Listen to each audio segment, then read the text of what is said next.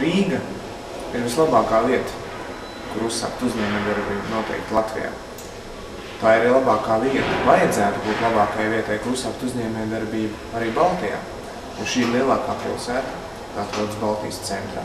Šeit ir laba infrastruktūra, šeit ir gan krustojumi dzelzceļam, gaisa ceļiem, gan arī pienāk kuģi. Tāpat Rīgā ir ļoti izglītots un labs darba spēks. Šeit ir viss potenciāls attīstīt uzņēmējdarbību, turisma jomā, transportā, arī ražošanā. Līdz šim tas ir noticis, manuprāt, ar pusieslēgtu vārdu. Respektīvi, mēs neizmantojam visas iespējas, kas mums ir dotas. Tādēļ mums ir vairāk jāmācās no skandināviem.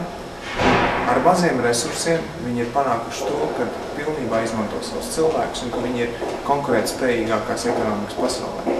Arī Rīgai būtu un Latvijai jāiet šo Ziemeļeiropas virzienu un jāattīst inovatīvas produkcijas, jāatbalsta viņu dažādiem pasākumiem, jāattīsta, teiksim, radošās industrijas, jāatbalsta dažādu videi draudzīgo uzņēmējdarbību, kas visur šobrīd pasaulē ir visperspektīvākā uzņēmējdarbības forma.